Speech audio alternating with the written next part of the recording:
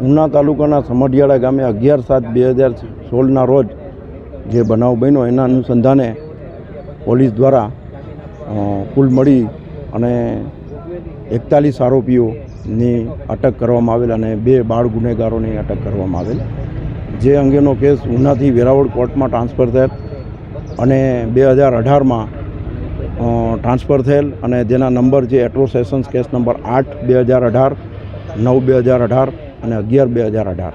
તેમાં આરોપી તરફે જુદા જુદા વકીલો રોકાયેલા, જેમાં એક વિજયકુમારસિંહ માવધિયા, અશ્વિનભાઈ થાનકી, PM સિકોદરા સાહેબ, ત્યારબાદ આબિદભાઈ સુમરા, રીતેશભાઈ પંડ્યા વગેરે છે આરોપીઓ તરફે બચાવમાં રોકાયેલા હતા.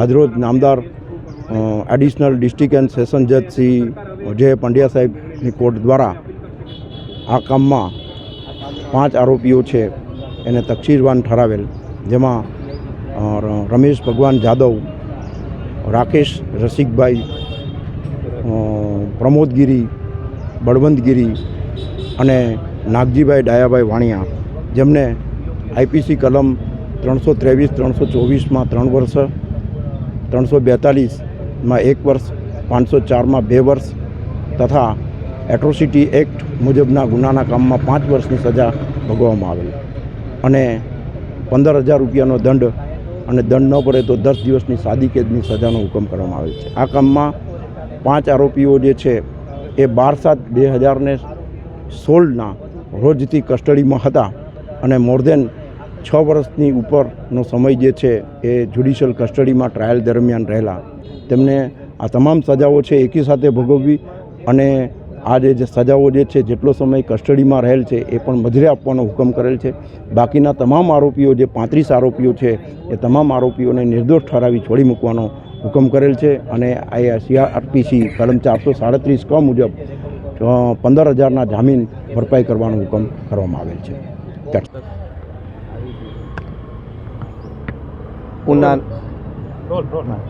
ઉનાના એટ્રો સેશન્સ કેસ નંબર 8/18, 9/18 અને 11/18ના કામે સમઢિયાળા ખાતે જે બનાવ બનેલ તેની આજરોજ કેસ ચાલી અને જજમેન્ટ આવેલ છે, જેમાં સરકાર પક્ષે રજૂ થયેલા પુરાવાઓ અને રેકર્ડ આધારિત જે જુબાનીઓ થઈ હતી, મેડિકલ એવિડન્સ હતા, તેના આધારે નામદાર કોર્ટે આ કામમાં કુલ 41 આરોપીઓ હતા. તે પૈકીના 1 આરોપીનું ચાલુ ટ્રાયલ દરમિયાન દેહાવસાન થયેલ, એટલે 40 આરોપીઓ પૈકીના મુખ્યત્વે 5 આરોપીઓને આ કામમાં તકસીરવાન ઠેરવી અને જે તે કલમોમાં તેમને તકસીરવાન ઠેરવેલ છે તેમાં કાયદામાં નિયત થયેલી મેક્ઝિમમ સજા આજરોજ નામદાર કોર્ટે ફરમાવેલ છે, જેવી કે એટ્રોસિટીમાં 5 વર્ષ, તેમજ 324માં 3 વર્ષ, તેમજ અન્ય જે 342માં 1 વર્ષ અને 504માં 2 વર્ષ. આ તમામ સજાઓ એકી સાથે ભોગવવાની રહેશે.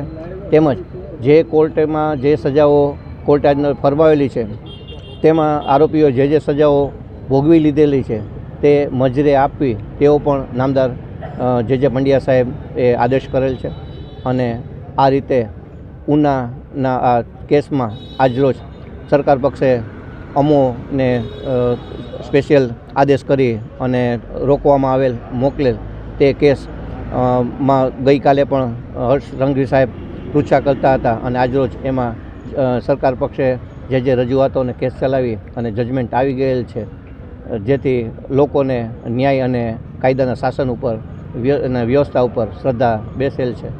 વડા સાહેબ, આમાં 35 લોકોને નિર્દોષ છોડી મૂક્યા છે, માત્ર 5 લોકોને દોષી જાહેર કર્યા છે. તો સરકાર આ ચુકાદાથી ખુશ છે? હવે આગળ શું આ કાર્યવાહી કરશે?